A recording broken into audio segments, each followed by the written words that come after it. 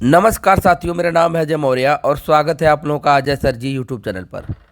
साथियों, एक वीडियो मैंने बताया था जिसमें मैंने आप लोगों को बताया था कि प्राइमरी शिक्षक पर्सनल लोन के बारे में, कि नवनियुक्त जो प्राइमरी शिक्षक हैं वह कितना पर्सनल लोन ले सकते हैं और लोन लेने का प्रोसेस क्या है, इसके बारे में मैंने आप लोगों को पूर्व में ही एक वीडियो में बता दिया था। आज मैं आपको बताऊंगा कि यदि 12 लाख रुपए अगर लोन के रूप में लिया जाता है और मैं समय 6 साल का रखता हूं, तो पर मंथ ईएमआई कितनी बनेगी, अर्थात कितना ईएमआई देना होगा। साथियों, जैसा कि आप लोगों को पता है कि आजकल के जो नवनियुक्त शिक्षक हैं वह अपनी आवश्यकताओं की पूर्ति बहुत अतिशीघ्र करना चाहते हैं, इसलिए उनको पर्सनल लोन की आवश्यकता होती है। पूर्व का जो दौर था उसमें लोग पैसा धीरे धीरे जमा करते थे, जुटाते थे, तब कहीं 10 साल, 15 साल, 20 साल पे कुछ काम कर पाते थे, क्योंकि पैसा पर मंथ खर्चा के बाद बचाना और उस धनराशि को इकट्ठा करके काम करने में बड़ा लंबा समय लगता था। आजकल का युवा चाहता है कि मैं अपनी आवश्यकताओं को जल्दी से पूरा कर लूं, सुख सुविधा मेरे घर हो जाए और मैं अपने सैलरी से धीरे धीरे कटाता रहूँगा। सैलरी भले ही हमारी कट करके आएगी, लेकिन हमारे घर सारी सुविधाएं हो जाएंगी, अर्थात हम भी एक प्रकार से अपने आप में एक सक्षम हो जाएंगे, सब कुछ हमारे घर हो जाएगा। तो ऐसा लोग करना चाहते हैं।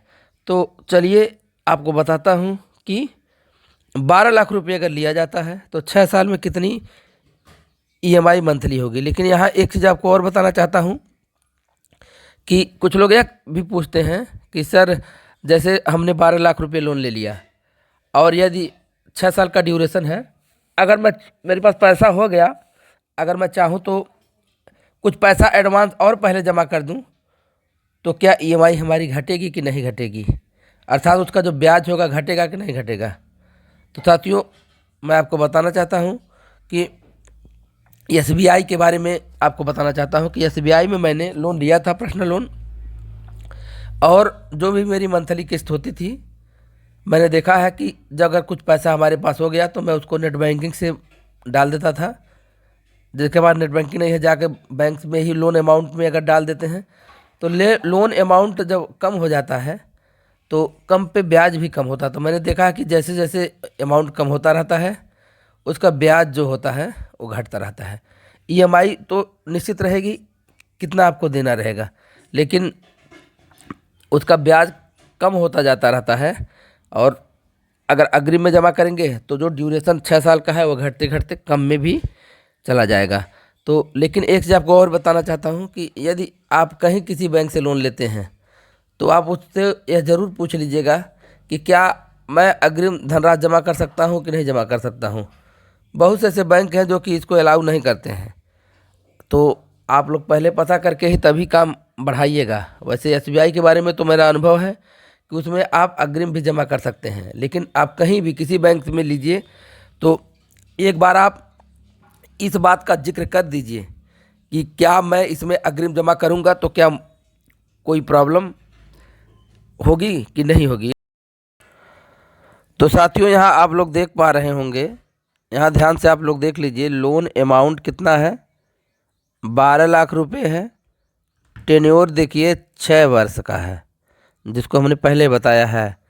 रेट ऑफ इंटरेस्ट देखिए 10.2% चल रहा है, मतलब 10 से 11 के बीच में जैसा आपका सिविल स्कोर होगा तो उसी आधार पे यह इंटरेस्ट रेट लगता है। 10 से 11 के बीच में इस समय पर्सनल लोन पे चल रहा है। लोग फ़ोन भी करते हैं कि आपको लोन की आवश्यकता है कि नहीं है, अलग अलग बैंक वाले, तो उनसे पूछेंगे तो अक्सर 10.2 के करीब ये बताएंगे, अर्थात 10 से 11 के बीच में रहेगा। तो 10.2 जो एक आइडियल इंटरेस्ट रेट इस समय उभर करके आया है उसके बारे में बता रहा हूँ। तो देख लीजिए, 12 लाख अमाउंट है, टेन्योर 6 साल का है, इंटरेस्ट हमारा कितना है, इंटरेस्ट रेट 10.2% है। तो यहाँ देख लीजिए आपका लोन अमाउंट निकल करके आ रहा है।